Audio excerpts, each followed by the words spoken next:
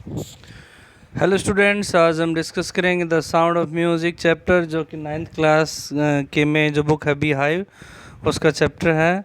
और ये जो साउंड ऑफ म्यूज़िक है इसका सेकंड पार्ट है, और जिसका टाइटल है the shehnai of Bismillah Khan. और इस स्टोरी के बारे में मैंने कल भी आपको बताया था। ये नेक्स्ट वीडियो है, उसी का सेकंड पार्ट है। कल हमने पढ़ा था कि जो बिस्मिल्लाह खान है उनको बचपन से ही शहनाई बजाने का काफ़ी शौक़ था। He was very much fond of he was very much impressed when he saw his maternal uncles playing, practicing Shehnai, and he would spend his time listening to them, and he would observe them silently and with keen interest, with rapt attention, he would watch them. And how the Pungi came to be known as Shehnai, we know very well that first of all it was banned by playing of Pungi was banned by Emperor Aurangzeb because of its shrill and unpleasant sound. And later a barber from the family of professional musicians decided to improve the tonal quality of Pungi. He took a pipe, hollow pipe, that was broader and longer than Pungi, and it was natural hollow stem, and he made 7 holes on the surface of the pipe, and when he played it, opening and closing some of its holes, it produced melodious sound. And that's why, and this particular instrument was given a certain name, the Shehnai. It was given name Shehnai because first time it was played in Shah's chamber, and it was played by a Nai, mean to say barber, and that's why it was known as Shehnai. And the playing of Shehnai is considered very auspicious in marriages, and it has become an indispensable part of weddings in the North India. Okay, now what happens? We'll read from the 6th. At the age of 14, Bismillah accompanied his uncle to the Allahabad Music Conference. At the end of his recital, Ustad Fayaz Khan patted the young boy's back and said, "Work hard and you shall make it." जब इनकी बिस्मिल्लाह खान की as 14 years थी तो इन्होंने क्या किया, अपने uncle के साथ में इलाहाबाद म्यूज़िक कॉन्फ्रेंस में गए। और जब इनका रिसाइटल जहाँ पर इन प्रोग्राम दिया, परफॉर्मेंस कंप्लीट हो चुकी थी, तो उस्ताद फयाज़ खान ने इस नन्हे से बिस्मिल्लाह खान की पीठ को थपथपाया और कहा, कठिन परिश्रम करो और तुम सफल हो जाओगे। With the opening of the All India Radio in Lucknow in 1938 came Bismillah's big break. और उसी दौरान 1938 में जब लखनऊ में ऑल इंडिया रेडियो की ओपनिंग हुई तो बिस्मिल्लाह खान को एक बहुत बड़ा ब्रेक मिला। He soon became an often heard shehnai player on radio. अब उनको रेडियो पर अक्सर शहनाई प्ले करते हुए सुना जा सकता था। When India gained independence on 15th August 1947, Bismillah Khan became the first Indian to greet the nation with his शहनाई। और जब भारत को आज़ादी मिली 15 अगस्त 1947 को, तो बिस्मिल्लाह खान फर्स्ट इंडियन बन गए जिन्होंने शहनाई से पूरे देश का जो है उन्होंने स्वागत किया था, ग्रीट किया था। He poured his heart out into Rag Kafi from the Red Fort to an audience which included Pandit Jawaharlal Nehru, who later gave his famous Tirest with Destiny speech. और उनके जो ऑडियंस थे उनके अंदर काफ़ी prominent and prestigious guest वहाँ पर थे, जिनमें पंडित जवाहरलाल नेहरू भी शामिल थे, जिन्होंने वहाँ पर अपनी काफ़ी फेमस स्पीच दी थी जिसका नाम है tryst with destiny. Bismillah Khan has given many memorable performances both in India and abroad. His first trip abroad was to Afghanistan, where King Zahir Shah was so taken in by the mysterious that he gifted him priceless Persian carpets and other souvenirs. Bismillah Khan ने बहुत सारे memorable performances दी हैं, not only in India but abroad also.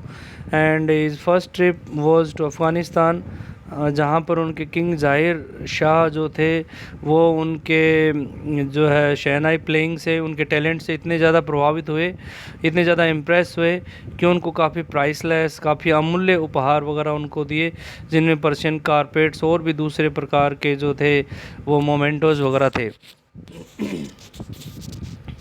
The king of Afghanistan was not the only one to be fascinated with बिस्मिल्लाह's music। और अफ़गानिस्तान के राजा ही एकमात्र नहीं थे जो कि बिस्मिल्लाह खान के म्यूज़िक से अट्रैक्टेड थे, मैस्मराइज थे, हिप्नोटाइज थे। Film director Vijay Bhatt was so impressed after hearing Bismillah play at a festival that he named the film after the instrument called गूंज उठी शहनाई। और फिल्म डायरेक्टर विजय भट्ट भी इतने ज़्यादा इम्प्रेस हुए उनकी शहनाई बजाने से, उनके टैलेंट को लेकर के, वो जो कि उन्होंने उनको एक फेस्टिवल बजाते हुए देखा था, तो उन्होंने क्या किया कि इसके बाद में अपनी एक फ़िल्म का नाम भी उन्होंने शहनाई के ऊपर रखा और फिल्म का नाम था Goonj Uthi Shehnai. The film was a hit, ये फिल्म काफ़ी हिट रही। And one of Bismillah Khan's compositions Dil Ka खिलौना है टूट गया। और ऐसे ही एक बिस्मिल्लाह खान की कंपोजिशंस थी जिसकी बिगिनिंग लाइंस हैं दिल का खिलौना है टूट गया। ये भी एक नेशन वाइड चार्ट बस्टर के रूप में जो है इसको अप्रिशिएट किया गया। Despite this huge success in the celluloid world, Bismillah Khan's ventures in film music were limited to to.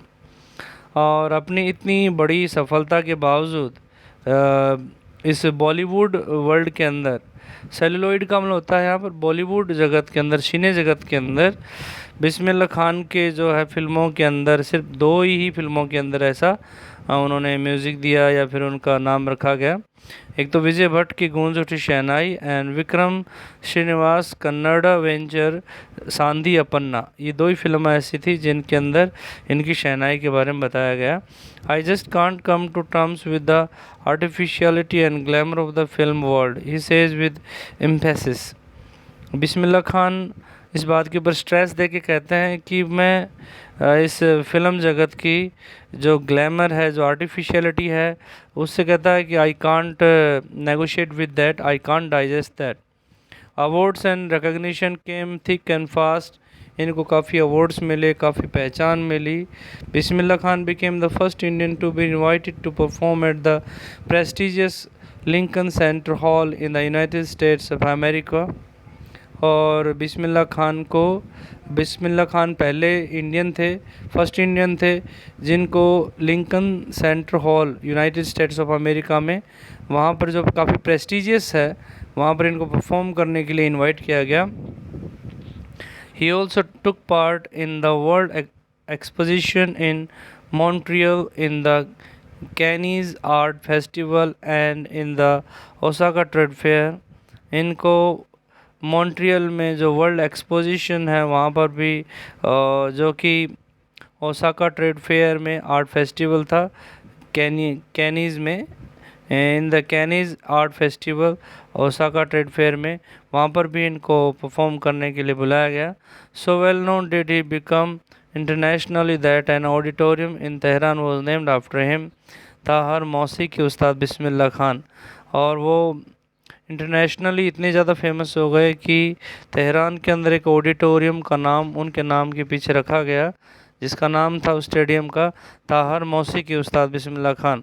So here in this way we come to know that how popular was Bismillah Khan across the world. National awards like the Padma Shri, the Padma Bhushan and the Padma Vibhushan were conferred on him. और बहुत सारे national awards जैसे पद्म श्री, पद्म भूषण, पद्म विभूषण ये उनको मिले। In 2001 Ustad Bismillah Khan was awarded India's highest civilian award, the Bharat Ratna, with a coveted award resting on his chest and his eyes glinting with rare happiness. He said, all I would like to say is teach your children music. This is Hindustan's richest tradition. Even the West is now coming to learn our music. 2001 के अंदर बिस्मिल्लाह खान को भारत का सबसे सर्वोच्च जो पुरस्कार है भारत रत्न से उनको नवाजा गया। और इतने अपने पसंदीदा अपने कोवेटेड जो जो काफ़ी इनको प्रिय था उस अवार्ड को छाती से लगा करके, और इन्होंने क्या किया इनकी आंखों में एक बहुत ही दुर्लभ किस्म की चमक थी, खुशी की चमक थी। और उन्होंने कहा कि अपने बच्चों को म्यूज़िक सिखाइए, क्योंकि ये हिंदुस्तान की सबसे अमीर धरोहर है, अमीर ट्रेडिशन है, विरासत है। Even the west is now coming to learn our music. अब तो कहता है कि वेस्ट भी, जो पश्चिमी जो लोग हैं, देश हैं, वो भी हमारे म्यूज़िक को सीखने के लिए आ रहे हैं।